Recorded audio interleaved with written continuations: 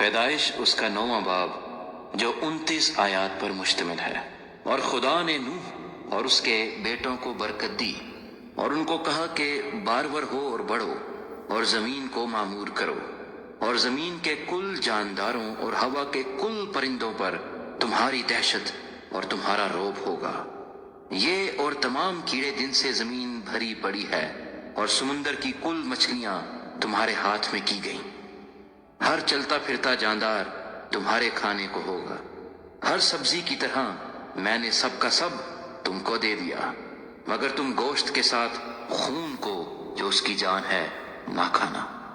میں تمہارے خون کا بدلہ ضرور لوں گا، ہر جانور سے اس کا بدلہ لوں گا۔ آدمی کی جان کا بدلہ آدمی سے اور اس کے بھائی بند سے لوں گا۔ جو آدمی کا خون کرے اس کا خون آدمی سے ہوگا، کیونکہ خدا نے انسان کو اپنی صورت پر بنایا ہے۔ اور تم بارور ہو اور بڑھو اور زمین پر خوب اپنی نسل بڑھاؤ اور بہت زیادہ ہو جاؤ۔ اور خدا نے نوح اور اس کے بیٹوں سے کہا، دیکھو میں خود تم سے اور تمہارے بعد تمہاری نسل سے اور سب جانداروں سے جو تمہارے ساتھ ہیں، کیا پرندے، کیا چوپائے، کیا زمین کے جانور، یعنی زمین کے ان سب جانوروں کے بارے میں جو کشتی سے اترے عہد کرتا ہوں۔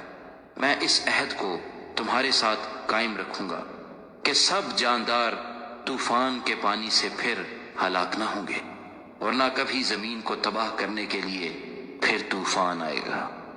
اور خدا نے کہا کہ جو عہد میں اپنے اور تمہارے درمیان اور سب جانداروں کے درمیان جو تمہارے ساتھ ہیں پشت در پشت ہمیشہ کے لیے کرتا ہوں، اس کا نشان یہ ہے کہ میں اپنی کمان کو بادل میں رکھتا ہوں۔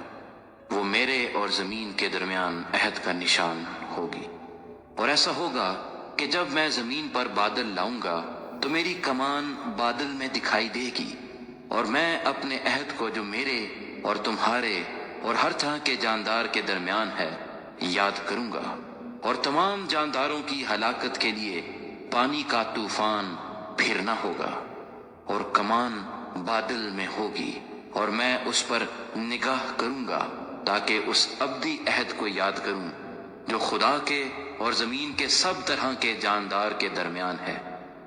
پس خدا نے نوح سے کہا کہ یہ اس عہد کا نشان ہے جو میں اپنے اور زمین کے کل جانداروں کے درمیان قائم کرتا ہوں۔ نوح کے بیٹے جو کشتی سے نکلے سم، حام اور یافت تھے، اور حام کنعان کا باپ تھا، یعنی نوح کے بیٹے تھے، اور انہی کی نسل ساری زمین پر پھیلی۔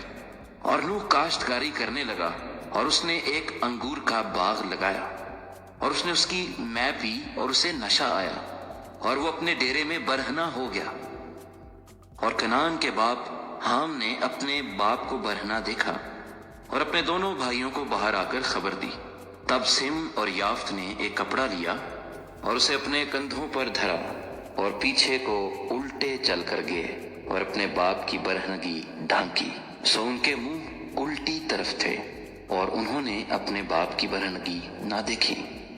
جب نوح اپنی مے کے نشے سے ہوش میں آیا تو جو اس کے چھوٹے بیٹے نے اس کے ساتھ کیا تھا اسے معلوم ہوا، اور اس نے کہا کہ کنعان ملعون ہو، وہ اپنے بھائیوں کے غلاموں کا غلام ہوگا۔